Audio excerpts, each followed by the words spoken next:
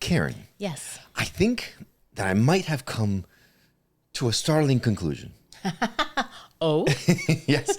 I have a sneaking suspicion That your irrational fear of Victorian wallpaper and my sudden craving for Mongolian dumplings might be echoes from a past life. No, that's not fair. That dumplings is way better than wallpaper. What says who? Me? Well, you like No. period stuff. Yes, but Yes. I like dumplings from the old-timey days too, I'm sure. All right. Well, whether it's that way or the other way, it doesn't matter. The point is that in researching today's guests, I learned that apparently our souls have passports stamped with lifetimes that we have completely forgotten about. Ooh. Get this. Our guest doesn't just talk about these past lives are ours. He actually takes us there. Oh. I mean, that could be good or not. No, taking. I mean, for you. Always assume good intent, Karen. Now, we've spoken about quantum healing hypnosis before, that modality that uncovers who we were before we were us. But according to him, releasing that karmic baggage doesn't just change our life. It shifts the whole freaking timeline of humanity. So should we maybe not do it? Or maybe we should. Don't you think humanity needs a little tune-up right now? Yeah, that's true. I just don't want to shift it the wrong way. Oh, I have so many questions because I'm also pretty sure that I was once an 18th century shoemaker with commitment issues, and I need to know how that helps mankind because I'm here for it. You've never seen a past life regressionist. They're quite like this guy, so don't go anywhere. This is going to get deep, trippy, and possibly time warping. Stay tuned. Skeptic Metaphysicians starts now.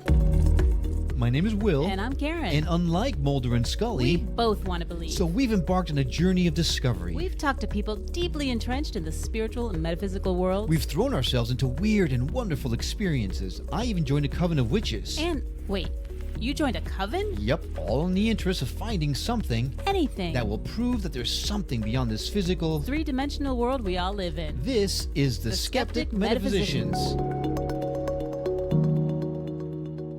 Hey there, I'm Will. And I'm Karen. And welcome back to another episode of the Skeptic Metaphysician that's going to change your mind about everything.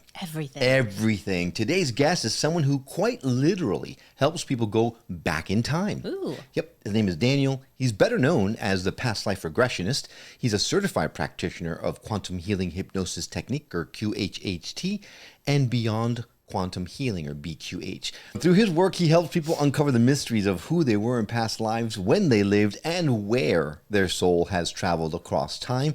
But this isn't just a spiritual history lesson. See, Daniel's mission is to help people release karmic baggage and see their current life with fresh eyes, creating ripples of transformation that stretch beyond this lifetime. Lifetime. He's also the host of the podcast Timeless Spirituality and the star of the Past Life Regressionist on none other than New Reality TV. Woo. We are thrilled to welcome Daniel, the Past Life Regressionist, to the show. Daniel, how are you doing today? I'm good. Thanks for having me, guys. Well, we are very excited to talk to you for so many reasons. Yeah? Yeah. Like I mean, what? well, I want to find out why you are and how my life can be easier. I don't know that I like that way of direction. I am teasing. So Daniel. That's just very interesting. Right? Like, no, but see, you've had a past life regression. I really haven't. So not like, well, I mean, I've been in the group ones. Okay. But I haven't had an individual one, and I didn't think the group ones work because I get distracted a lot. Oh, so well, we have the perfect person to talk to about that. know. Okay, well, Daniel, let's set the scene, the stage, or whatever you want to call it, right? The table. If you have been hiding under a rock for the past 20 years and you don't truly understand what past life regression is and how it help us out here. Set the table for us. Can I ask you one question first? Uh-oh. Ooh. By any chance, do you feel a connection to Genghis Khan? Is that because of Mongolian dumplings? Yeah. I always just think of that. You know, I've the one thing I've been connected to Genghis Khan is only his last name, and only because I'm a Star Trek fan. So all I can think of is Khan. And I kind of like Shaka Khan. Shaka Khan too. Yeah, that's another one. Yes. No. But yeah, no, not entirely connected to the Mongolian barbarian known as Khan. Yeah, I mean, it's just me and past life humor. Sometimes it lands, sometimes it doesn't. Okay, anyways, if you've been under a rock for the last 20 years and haven't heard about past life regression, what that basically means is that I or someone like me will take you back to revisit past lives using hypnosis. So it is journeying into the subconscious or superconscious mind and going, I think we view time as linear, although I don't think it's linear. I think it's all happening simultaneously. So I'm going to use the word, as time has gone on, and I've done this more and more. I've been a practitioner now since 2016. I feel that time is more of a place and not a straight line. So I personally believe that when I take someone to revisit a past life, what we're actually doing is not traveling through time, but going to a different place. So it's travel in a different way. Okay, you're like kind of flipping timelines or lifetime. Yeah, I need some help with that. So how is time a place? So just picture it as, think of a map right now. Okay. And if time is not linear, then how would I put it? The most recent life that I lived may have been in the 1400s, even though in a linear sense, I may have died in the 1970s and been born in the 1920s. So the question is, well, how can that be? Because wait, in linear time, wouldn't that be the most recent one? Well, what if there is an evolution taking place that transcends what we view as linear time? And there is something closer. Okay, let me take another step back. Please. So picture a circle. In a weird way, I think a circle is the answer to everything. So let's say that the inner circle is my life right now. And there's a circle right outside of that one. And let's say that was the life that happened in the 1400s. And there's a circle outside of that where there's a life that's happening in 2200. Then there's a circle outside of that where it was in the 1860s. And then there's a circle outside of that where it was 4000 BCE. Circle outside of that where it's 1910. So in a linear time sense, those jump all over the map. But in an evolution sense, the closest life would have been the one in the 1400s. I know I'm taking this way far off where the question started. But no, but I like where it's going, because I'm trying to understand why would the 1400 be the closest concentric circle to your present life? Because it's not happening linearly. And I think it's the closest relevant lesson to what we're experiencing now. Ah, okay. And it may be that that's the only place where that could have happened. Even though the circumstances may look vastly different, it's the pattern that's in place. So that's ultimately what my job comes down to, is pattern recognition and seeing where are the patterns of the past and how are they affecting your life right now. Because even though, just as you put it, it's like, yeah, I'm very focused on going backwards. It's really all about the here and now and how your life can be more fulfilling now by looking at what's come before and seeing, okay, I don't need to identify with that person or that pattern anymore. Gotcha. Now I can move forward. Okay, so we're talking about these concentric circles in the scope of a particular challenge that you're going through in this current life. So it could have started in 1910, but then it went to 4000 BCE, then it went down whatever, and then the 1400s, that's the one that's the closest to you, because it's as we jump those timelines, it gets stronger and stronger and more affecting of us as we are experiencing that particular challenge. Do I get that right? Exactly. Okay, I think I got it now. Yeah. Right. I'm sorry, I have to wrap my head around these things. Got it. Okay. So how does going back and so let me put it this way. I have seen a pattern in me for years and years and years, right? I know I overeat a lot all the time, and yet I still do it. Noticing the patterns hasn't helped me to stop doing it. So how does past life regression help you to break that pattern? Okay, well, for starters, that's one where we could throw out hypotheticals as to why you have that pattern right now. And I'll start with two.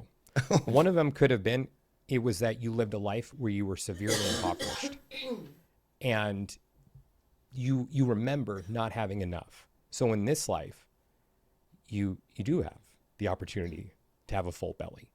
So it can be compensating in a sense for the lack that you had there and wanting to feel comfortable now, because it probably was a lack of comfort that came along with not having food. Another one could be that you may have been royalty and you were just used to having food all the time, being pampered, and there's a certain comfort that comes along with that. Because I think something like gluttony, not that that's, full on. Look, I mean, I was about to say I like that one better until you just said gluttony. Now, no, I can't say that He's anymore, not that Daniel. bad. Thank you. I mean, it's appropriate because I wore my I am a Taurus shirt, or it's because I'm a Taurus, because, Taurus are the stereotypical ones who like food. And I'll admit, food does bring me comfort. So maybe I'm not talking to Will right now. Maybe I'm really just projecting. That was my next guess. So what that could do is, like, let's go for the first one about being impoverished. Just having that awareness, whenever that feeling comes up in you, you could say, oh, I don't need to worry anymore. The fridge is stocked. I don't need to find my safety and comfort in food, because that was then and this is now. Okay. So I like how the distinction is, in my question was, I noticed the pattern that I overeat, but with past life regression, I realize where the pattern might have originated from. And that's how it helps you to clear it. Mm-hmm. Okay. Because it can become more tangible. Okay. All right.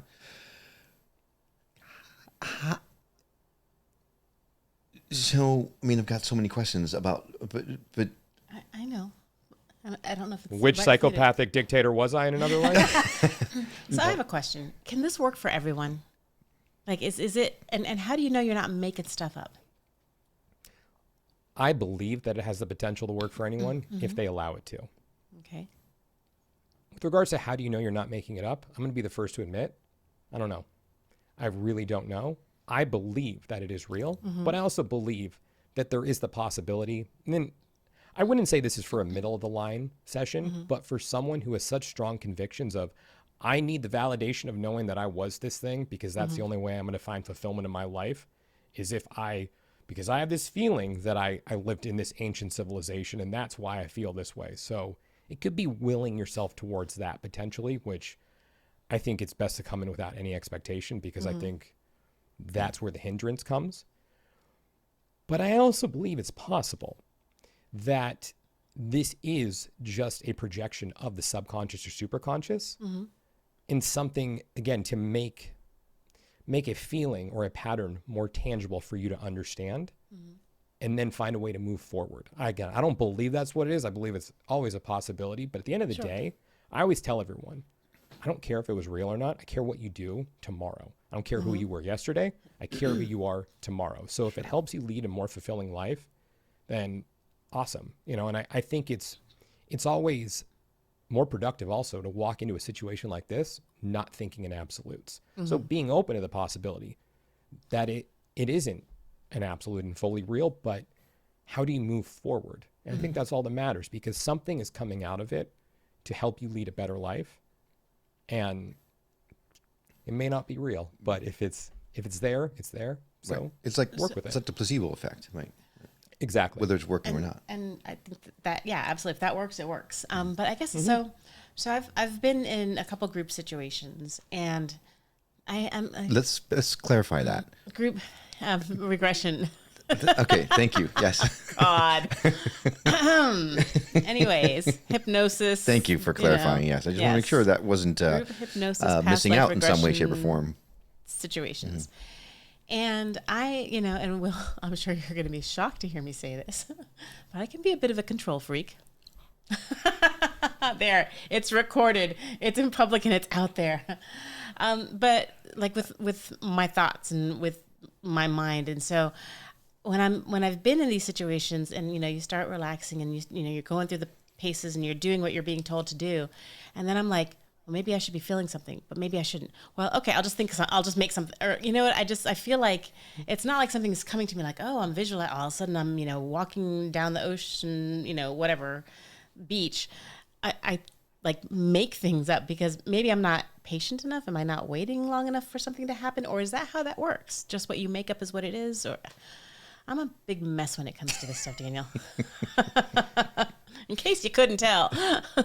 So, I mean, first thing is for a group session, while I find that there is massive potential for breakthroughs, it's not the same as a one-on-one, because in a group, when I lead those, I'm not directly interacting with anyone. It's more generalized. If I have a group of 30 people, it's just, you may as well have me doing a guided meditation on a recording at that point. I mean, I think the beneficial part comes after, when I get to talk to everyone.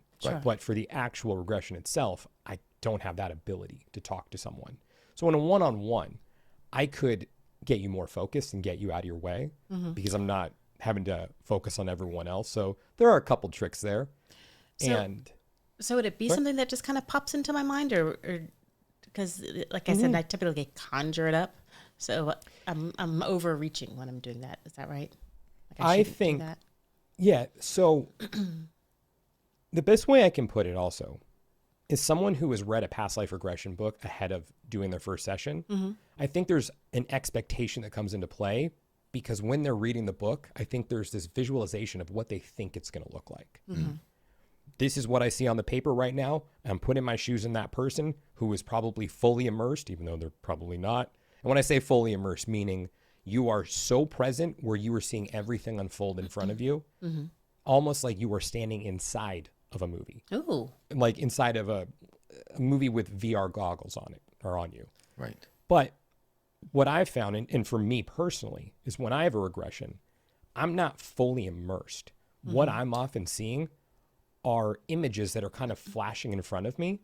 And there's a sense of knowing of what comes along with it. And then sometimes I'll see something play out for a couple seconds, but then it's another image, instead of just a movie. Some people do see it that way. Other people don't see anything. They just feel, they sense when they're there. And again, it's that, here's what's going on. I don't fully see it, but I just have this understanding of what's going on. Okay. So you always feel like you're conjuring something up. That then brings up another question, because the first time I was ever regressed, it happened spontaneously. It was in a group setting. It was actually a Reiki healing circle. I was sitting in a circle, and I instantaneously think I regressed to a past life. But for me, it wasn't a movie. I wasn't seeing images. I was living it.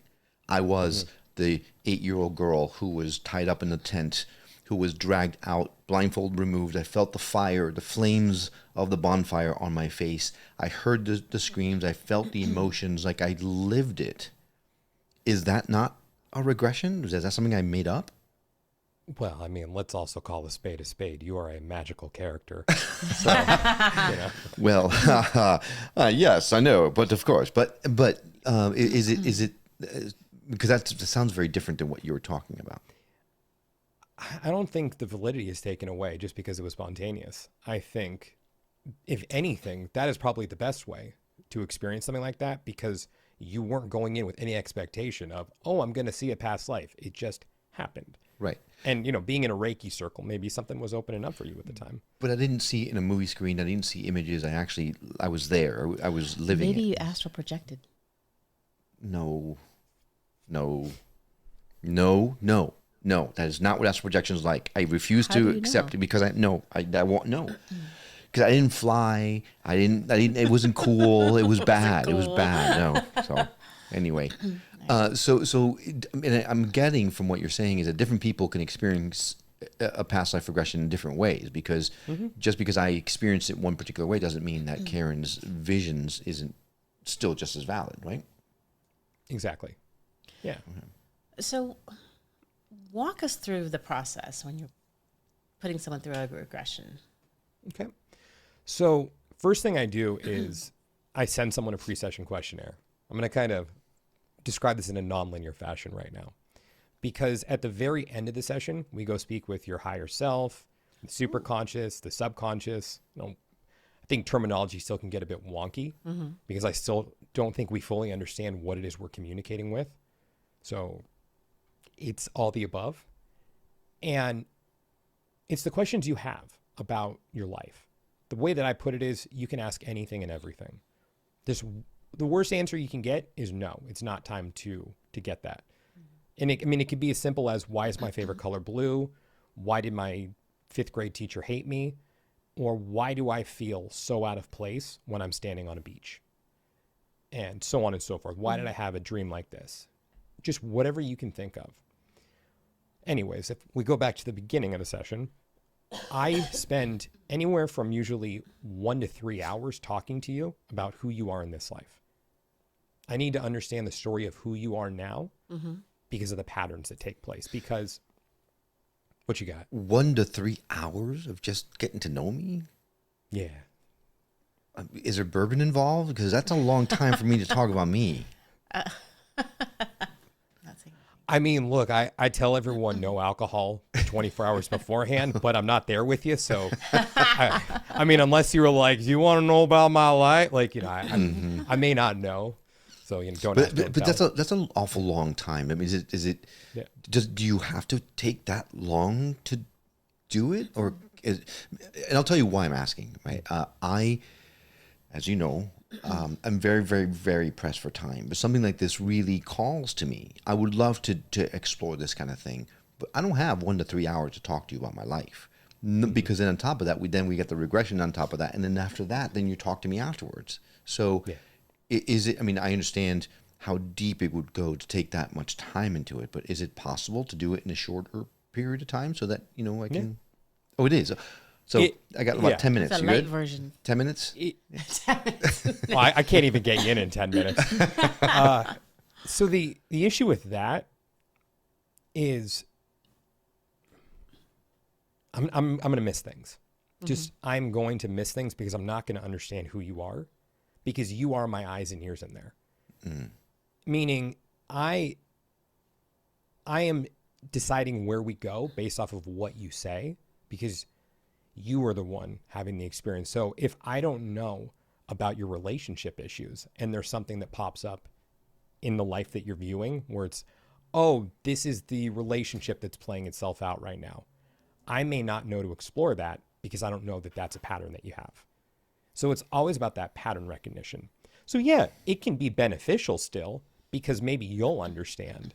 But I think also the whole point of it is to have that person there who's helping guide you. And if they don't know where they're going, like if they don't have the compass or a map, then they're just firing into the dark.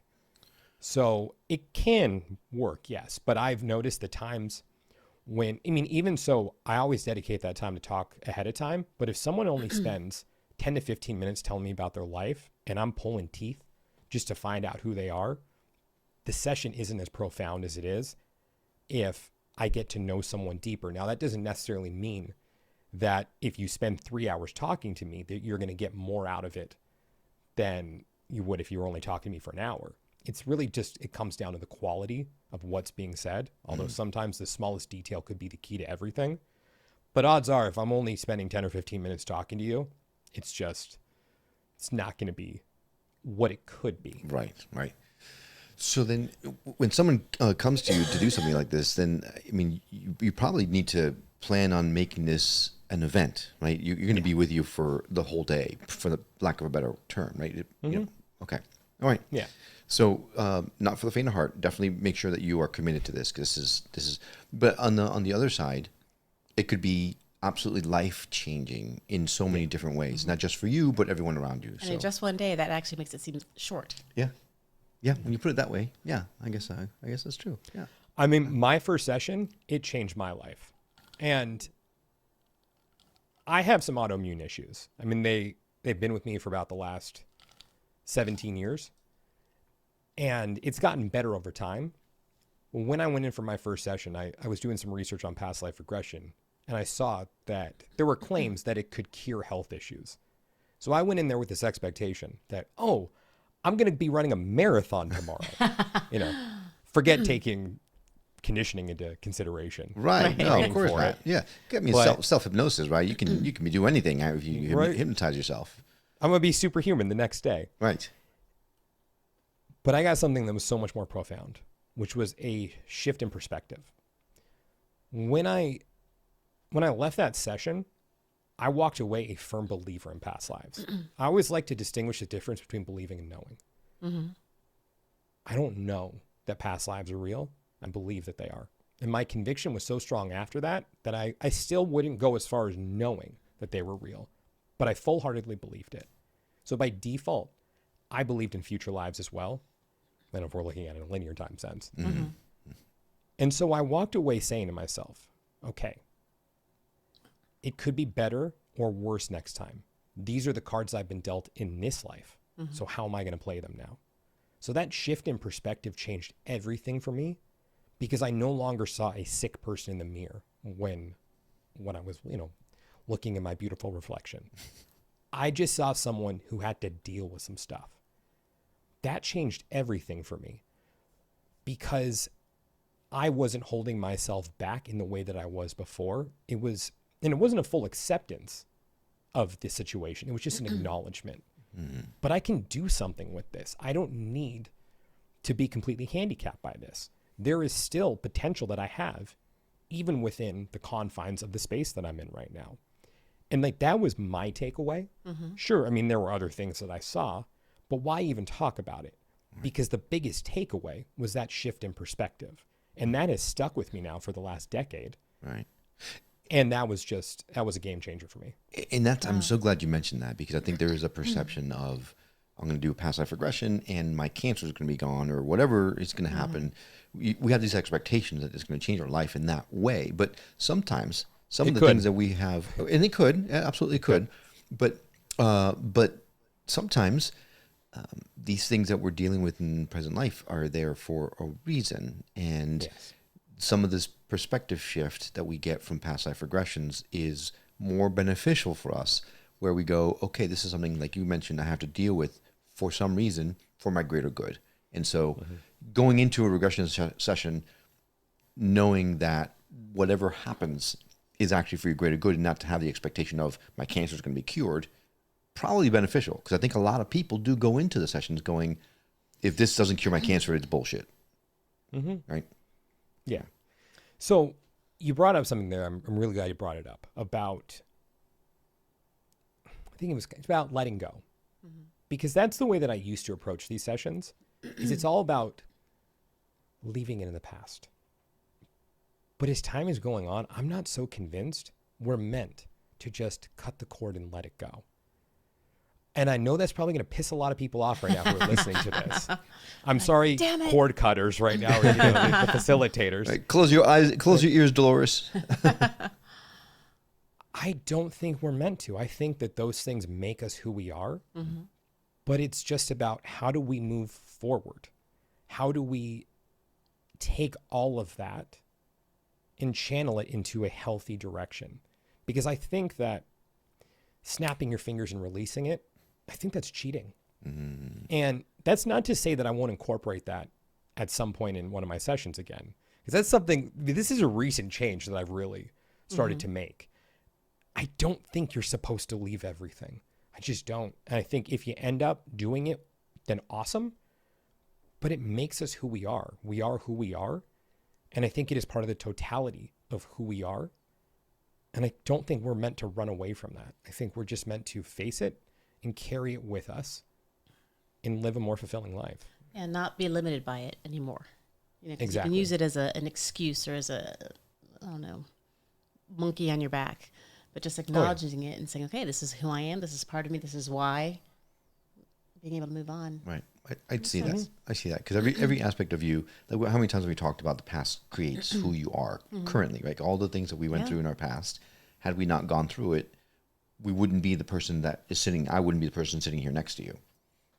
I would be much better. But, no, I'm just kidding. But no, I don't know how I feel about that. I think that makes a lot of sense, and not something that you typically think about when you're talking about past life regressions. Okay, so we have this hour to 3 hour conversation. Then what happens? Oh, we're back to this. Yes. Okay. Then we do the time traveling. Or the location jumping or place jumping. So yeah, at that point, we will then go into your past life, or Your other I think life. past life is very on the nose. Other life, exactly. And at that point, again, I am not seeing anything. You are my eyes and ears in there. So you are the one who is relaying to me what you're experiencing. And at that point, based off of everything we've talked about, I can say, okay, yeah, I think we need to explore this because you've talked about this, that this is an issue in your life. Right. Have you ever had someone who's kind of in there and they're just in an awful experience and just freaking out and you have to pull them out? No. Oh, well, that's good. But you are in control. So you have the ability to say, I don't want to look at this. I would encourage you to if it's coming up, because ultimately I think you're bringing yourself there. You know, that higher part of you or that deeper part of you knows where you need to go, but you still do have agency in the situation and you are your own authority. So I'm never going to force anyone to do that. And I mean, with the jolting part, I think it's not as, even though you can be immersed, like, well, when you said that you were feeling the fire, it was, you knew that that was happening, but it's not like your skin was burning off and melting off as well. So thankfully it wasn't me in the fire. As I was getting closer to the fire, I felt the heat of it. Gotcha. You know? So if that were you or in the fire, you still would have known that you were in the fire, but your skin wouldn't have been burning off. So having a visceral reaction like that isn't, like, I don't think is out of the question, but there's still a separation that's taking place. So you're aware of it, but not like if you're a witch getting burned. And that's what was happening. Yeah. And in fact, I did throw myself in the fire and I didn't feel it because it was so, okay, people are going to ask now. So it turned out in the past life regression or whatever I was experiencing, I was tied up. I was inside a tent with a bunch of other young girls, and some sort of Huns or something. Some people pulled us up. We were blindfolded, pulled us out from the tent where we started feeling the heat. They pulled our blindfolds off to show us that our teacher was being burnt at the stake. And none of us could handle it. We couldn't live without her. So I threw myself into the fire, and then everyone else did as well. When I did that, I saw myself from above, and I saw everyone else above, right? So it wasn't like we didn't feel anything. That was obviously the end of life for all of us there. Only to find, when I got out, that witches in the States weren't burned. They were hung. So I was really confused for a long time until I realized that witches were actually burned in the UK. I mean, in Europe. So then suddenly it was like, it all clicked. Like, oh my gosh, yeah. So I was learning how to be a witch. I was part of the tradition. And it turned out that person that was being burned was actually my high priestess at the time in the coven that I was in. And you joined a coven in this lifetime. Because I was with her in the past life. Was it the same person? It was the same person, yes. Yeah, I found out it was the same person. So anyway, but you're right. I didn't feel the heat. I didn't feel the fire. Like my flesh wasn't burning. However, you hear or you read, right? When you read Brian Moody's book or Ray Moody's book, Brian Weiss's book, how they had to kind of talk people back, like, you remove yourself from the emotions, that kind of thing. So I'm assuming, based on what you're saying, is people committed themselves to feeling the emotions and then have to be walked back. Is that okay? Yeah, that can happen. Yeah, but that's if you let yourself go there. I mean, I won't say that'll never happen, but I haven't had that experience where it's. I mean, I did have someone that turned cherry red, and it's like, do you want to feel this right now? No. I said, okay. Well, you look like you're on fire right now, but I know that was their choice, though. And I've done subsequent sessions with that person, and it's still a work in progress of getting to that place of letting go. And that's also, a situation where that's one of their patterns is needing to just look at things in the here and now and having difficulty with that. Right. And yeah, but I mean, I wish I could say I've only had one person that's turned cherry red. So, it's probably about half a dozen. It's amazing what, you can say, oh, something's going on right now. But you pull it back. I think there's something happening.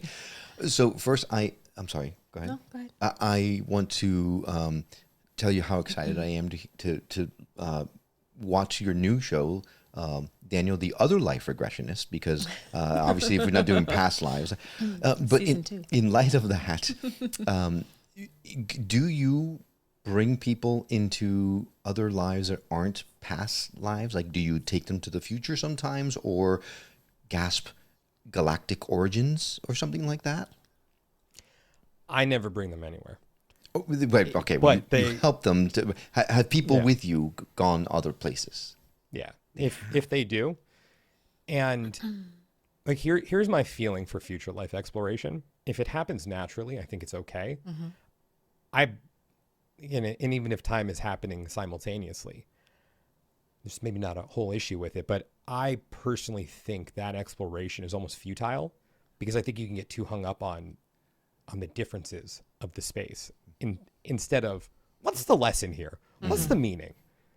So with that said, galactic lives, yes. It's always interesting, to hear the description of feet or lack thereof. Really? Okay, Yeah. Feet. I'm not a foot guy, so we don't No, have to talk I about wanna this. hear this, No, though. Yes, we do. don't have to talk about Well, this. Okay, before we get into the group stuff that you were talking about earlier, the basic process of dropping someone into other life or a past life is first they look at the space, so it's observing their surroundings, and then it's orienting yourself into your body. So the easiest way to do that is to have you look down at your feet, and not your feet as you are as Will or Karen, but the feet of the person who you were in that life, in that space. Oftentimes, The body that you're inhabiting in that particular time period or that particular place that you're at. exactly. Most times, it's I'm wearing sandals, I'm wearing shoes, I'm barefoot, but then there are those lives where, oh, I have web feet, or oh, my feet are green, or oh, I only have 3 toes and they're very long. Oh, I'm a cricket, a big cricket. I was going to ask that if people end up being an animal or something. If you've had that. Wait, I mean, yeah, that happens too. I guess maybe grasshopper was more in line with, but it does happen with the galactic lives or the ET lives. And same thing where I'm going to be honest with you guys. That was what I lived for as a practitioner early in my career. I always used to get very disappointed when it's, oh, here we got another love story again on Earth. And another person falling off of a waterfall, and another person getting their head chopped off. And I lived for those galactic lives because it's like, wow. But does it help? Yes. But at the end of the day, is there a real difference that's made in your life in the here and now, knowing that you lived a life on another planet? I think there is an argument to be made for it, but only if it's very short-lived. If it's an acknowledgement of, okay, I've come from elsewhere. Okay, got that. I'm a human. What do I do with my human life? And I think that's where I got very hung up early in my career, was just got to understand origin, got to understand purpose, got to do this. And so now when galactic lives come up, I'm never asking the question, what's the name of your planet? What do you call your race? It's because it's still getting to the heart of, okay, there's a reason for seeing this if it's not being completely willed and forced. But the other part is, how does this help you as a human right now? How do you move forward in your life as a human? How does that make you a better husband, a better wife, a better father, a better mother, a better friend, and so on and so forth? So I think that that's the most important part. Of course, there's this part of me right now that's saying, hey, let's talk about all those galactic lives that I've encountered over all those years, because I know the audience loves that one. Yeah. Oh, yeah. Let's bring in the viewers to the Past Life Regressionists on New Reality. Yeah, that's part 2. That is the other life regressionist that will come through. But so then, I'm sorry. Go ahead. No, I was just going to say, so you can go to multiple lifetimes in one session? Mm-hmm. Okay. Most people that I work with now go to multiple lives. And I want to piggyback on something really quick. The application of living your best life now and how to move forward. I have become a very lame interviewee in many respects because of this deep sense of responsibility that I feel. Because in a lot of my other lives, I've kind of squandered being in a position of authority or responsibility and not necessarily done what would have been the best thing to do. may have been acting from more of a place of vanity and control, and just really want to exploit the power that I had. So instead of asking myself, how can I help uplift everyone and help them be as amazing as I am in my other lives? No, this one, Daniel, this one. I'm still working on it. It was, how can everyone look up at me and tell me how wonderful I am? And I really try to apply that lesson, not to who I was, because it doesn't matter who I was in those lives right now. Do I believe that I know? Yeah. Could they have been people we know in history? Maybe. Maybe not. Doesn't matter. It doesn't matter who they were. All that matters is the lesson. So that's what I'm trying to carry forward now as a practitioner, especially being in a more public space, because I think that's what's getting lost in this practice, is the deep healing work that can actually happen instead of the spiritual clout that we can bring of saying, oh, I was part of this group, or I was this and this and this. Is it cool? Yeah. But I think it's being lost. And that, again, that's not saying there's anything wrong with talking about it. But through what lens do we discuss it? And is it about the betterment of your life now and living a more fulfilling life? Because I think the other thing is, do you want to squander the possibility that you have in front of you now? Because if you receive this information, it's up to you what you get to choose to do with it. Right. And if you're not doing what's for the betterment of you and everyone around you, you're just kicking the can down the road to another life. So if you really want to go through everything you've gone through up until this point just to have to do it again? No. Okay, yeah, not you, Will and Karen. I know you guys are doing great. I'm speaking to the you out there. General you. Right. But then piggybacking off of that, on the very beginning of the show, we talked about how doing something like this can not only help you to clear the karmic baggage that you bring with you, but also help humankind as a whole. How does you dealing with that kind of stuff, or coming to terms with some of your past life stuff or your other life stuff, help humanity? So the way that I've always looked at it, let's say that I work with a woman in her mid-30s who has lived a pretty difficult life. She has let's just say a 4-year-old son or a 6-year-old son or daughter, but she's under a lot of stress and she doesn't really have control over her emotions. Not that she's a bad person, but because the weight of the world is beating her down and she doesn't know how to walk through it with everything she's feeling. But she goes through a past life regression. Again, this could be a father. It's not, so I got to do all encompassing right now. Sure. Right. I was feeling all kinds of left Who's he out. talking Okay. about? And after the session, there's that aha moment that they have of, oh, I can handle this differently. And these are the cards I've been dealt this time, but I can look at this through a different lens, or I can approach this situation in a different way.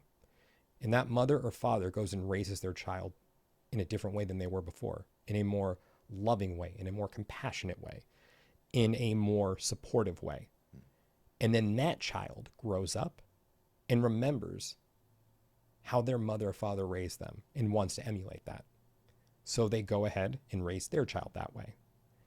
And it continues down the line. And then, of course, the grandiose thinker that I am is like, hey, this one session I did back in 2025, well, it produced the person that saved the world in 2,000 years, all because of that one session. It's all you, Daniel. Right. I mean, I was just the person who was there. It was the mother or the father at that point. I mean, I'm just the dude who asked the questions. But I think that's the effect that it can really have, is in just how we make that difference through time. Because I am not someone who personally believes that we're going to wake up tomorrow and everything is going to be magically different. And possible? Sure. Would it be cool to walk outside and see the sky glowing with a golden aura? Yeah. Would it be cool to look out on my street and hear people singing outside? Wait, this is different. I don't hear people on here on Mondays usually. Why are they singing the Circle of Life right now and all dancing around holding hands? This is a different world we're living in. I think that these changes take place over time, not time, and that change happens at that micro level, but then it has an effect on the macro level as the lessons permeate everyone that you touch. And if you smile at a cashier in a different way instead of being a jerk to them, you never know what that could do for that person, because they may have gone home and killed themselves that night. But you just smiling at them and acknowledging, hey, you're a human being, that changed. Maybe that's the person who then goes on and, their offspring and offspring and offspring. And I don't know why I always go to the Messiah, but it's, you never know what your actions are going to produce. And it's that butterfly effect. It could be the thing that you never thought. It's not going up there with the sword and shield and being a martyr. It could just be, hey, how's your day going? Right. I'm a huge science fiction fan, and of late there have been some really great renditions of the book Dune. So when you go Messiah, the first thing I think of is Muad'Dib, right, from the Frank Herbert series of novels of Dune, where the Bene Gesserit did actually breed people specifically to generate a Messiah. So maybe that's what you're doing now. You don't even realizing it. So go with it, Daniel. Go with it. Was I Judas? The verdict is still out on that one. Oh, All So, right. That brings me to a question. I'm afraid. No, so what's your take on karma? Is it? well, that's is it a like little, thing? I mean, do I believe in karma? Yeah, I mean, do you feel like you're being, punished or rewarded in one lifetime because of something that you've done or didn't do in another lifetime? Daniel, tread carefully here. I do believe in karma. Sorry. Was that the one I was supposed to go for? Yes. Yes. Okay. Yes. No. But I don't believe that it's eye for an eye. I believe that us stupid humans could never understand what karma actually is. I think we're limited by our pea-sized human brains. And it's the belief versus knowing. When I say, again, I'm really talking about me right now. Everyone else, you guys probably have it down. I don't. And I'm still in this place of uncertainty. But my feeling is that it's not if you go shoot someone that they're going to shoot you in another life. I don't think that it rears its head that way. Right. So it's that I believe that it's possible that every person that I do a session for is someone I may have thrown off a building in another life or drowned them. Or, again, I'm going to go to this extreme where it's not the same action that is taking place, but the way that I balance it out is by helping them move forward from other circumstances, whether that be in this life or other lives. And it's balance in that way of, and not eye for an eye, but you're just balancing it out with something better. And that's also with, I don't like to boil things down to victim perpetrator, but the karma in a situation, let's just say it's a very toxic relationship you're in, and you are, you would be deemed the victim, or, the other person, the perpetrator, or you are the I don't want to put everything in quotes, but I think you may get caught in a cycle like that. So it's not shifting back and forth between victim, perpetrator, until we stop this cycle. I think you may be in one role repeatedly until a change is made. Like, it may be all about the person who is in the victim role finally saying, no, I'm done with this. And that's the karma that they have to deal with in that respect, is finally standing up for themselves. Or, the person who is the perpetrator is saying, I'm not going to do this anymore. And I mean, it sucks to think that you may sign up to be the one who teaches that lesson of having to do that. But I do believe that there is karma. And I mean, I don't know what the ultimate purpose is, though. I don't know if it's something that you can fully resolve. I don't know if you really get to the state of nirvana once you're, at that point where you just go live in a cave forever. And it's like, oh, no more creating karma. I have encountered in sessions where people have even said, and, when I say people also, I mean their higher selves coming in, of, oh, this person isn't here to create karma. They come from elsewhere. Whether or not that's true, I don't know. But I would also hope in that situation, if that's something you've been told, don't act like you have free reign to do whatever you want. Don't go around knocking off liquor stores or being a jerk because you think that you're insulated from creating karma. I think the best rule of thumb is just don't be a jerk. Be a good person and walk through life being a good person. And also, I think it's okay to not be altruistic.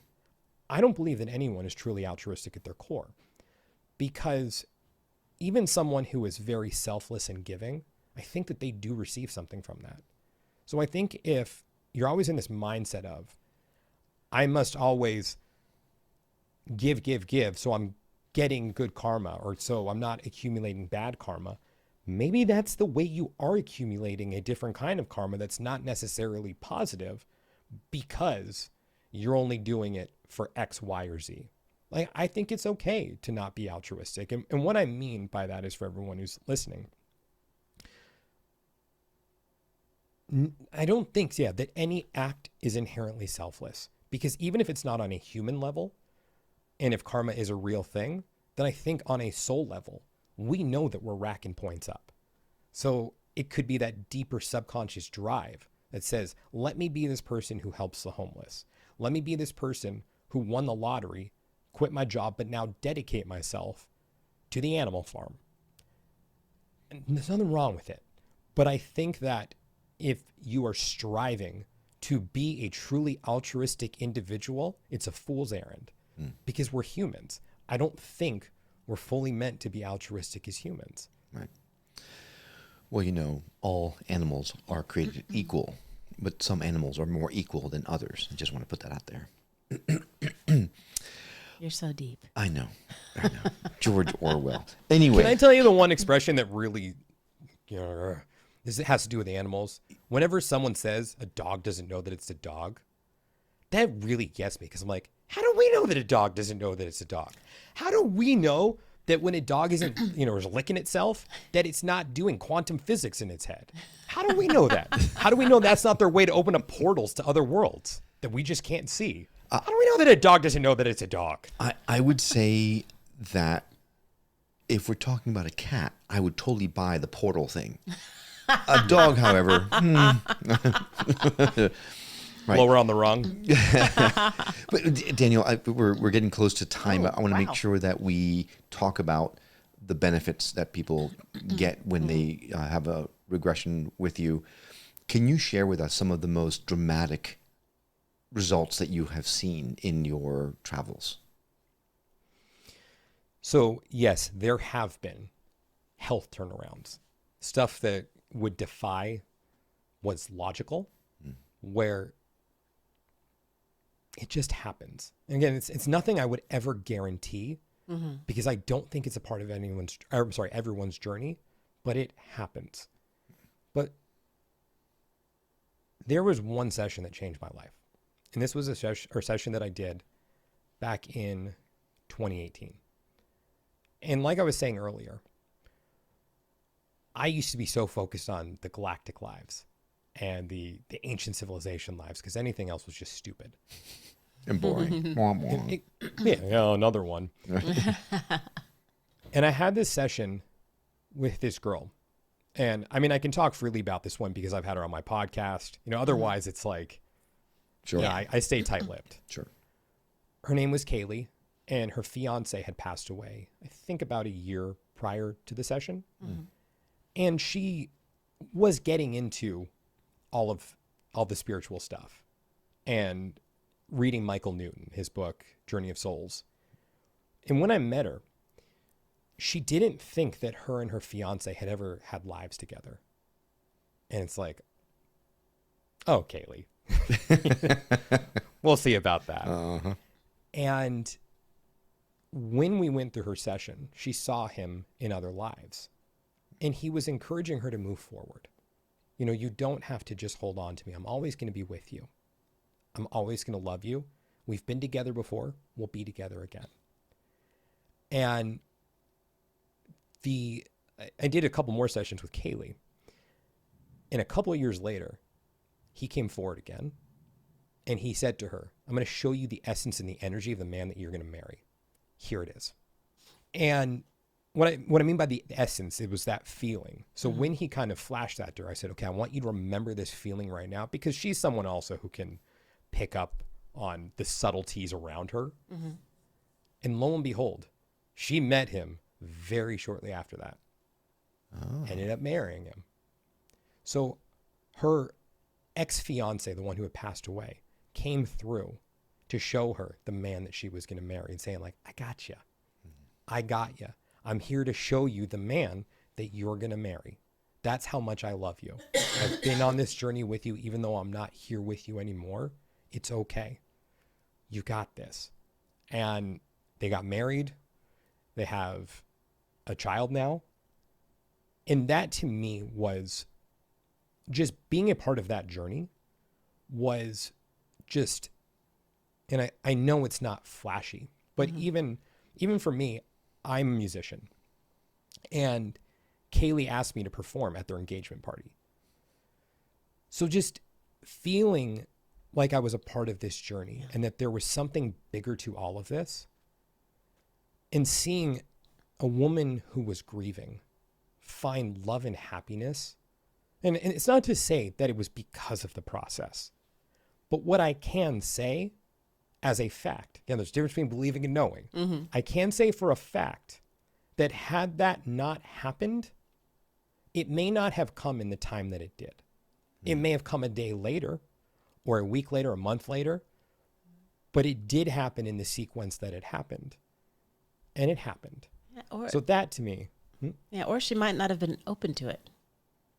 You know, she might have felt the guilt and, you know, would my ex-fiance really want me to marry someone else? But kind of having that, not just approval, but here, you know, might have been her more open to recognizing those energies and to, you know, being, you know, accepting of them. For the record, Yeah. I'm not okay with it. I'm just putting it right out You're there. still here. It's on camera. Yeah, it's right. Not okay. Right. Anyway, Daniel, this has been amazing. We have about 52 more questions that I can't get to, but maybe we'll have to have you on again. If someone is interested in reaching out to you to work with you, what's the best way for someone to do that? Through my website, thepastliferegressionist.com. And if you guys have questions, you can reach me on Instagram at The Past Life Regressionist.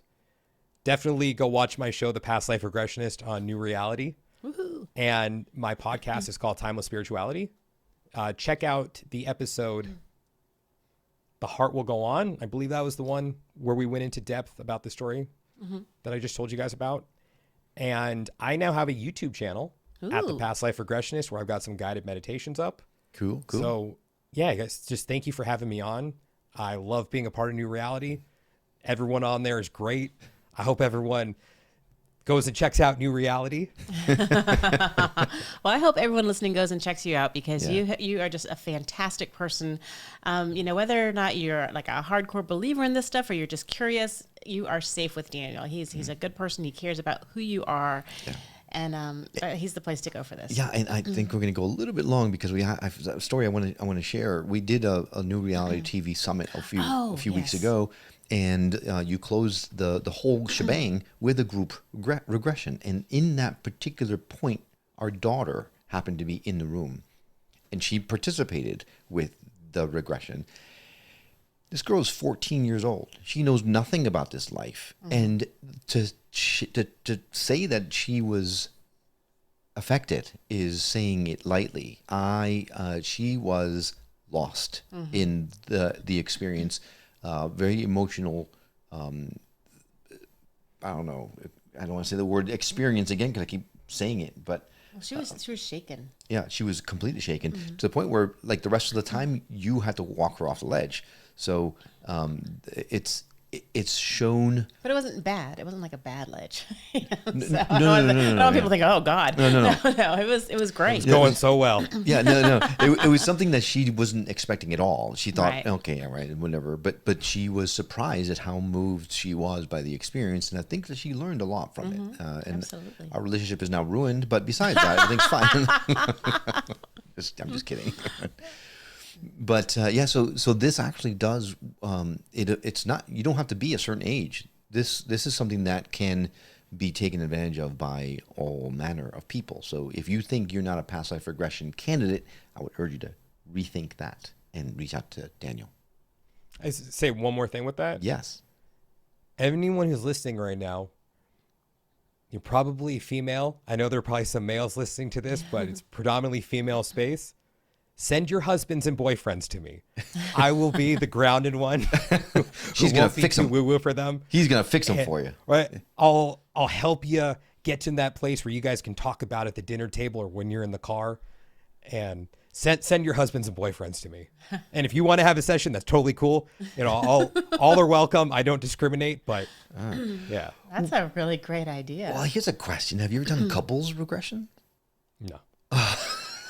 Just no. Nope. I mean, I could do it in a group setting or with the group method, but I can't directly interact with both of them at the same time. Yeah. Because it's like my head would be on a swivel. It's like I'll be right back. Right. That'd be cool. Maybe in the future there'll be technology that allows you to go into their regression with them. Oh. Like was it Dreamwalker or Dream? Like Inception. Inception. Or Inception, yeah. That's a much more modern version of what I was. Like 1981. Yes, it was an older version of what I was talking about. But all right, Daniel, this has been amazing. You are amazing. Thank you so much for being on the show, and hopefully people will reach out and get to experience you, because I've never met a past life regressionist quite like you, and I say that in a very big compliment. So thank you for what you do. Thank you. Okay, well, that does it for this episode of the Skeptic Metaphysicians. Thanks for coming along on this journey beyond the veil.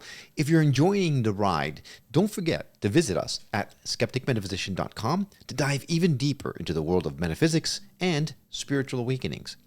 Follow us also on your favorite social media platforms. We're always sharing mind-expanding content and behind-the-scenes fun. And if you're craving connection with like-minded seekers, join our community. The link is on the show notes. And hey, if you're feeling the vibes, help others find us by leaving a review on Apple Podcasts. It makes a huge difference, and we would be so grateful.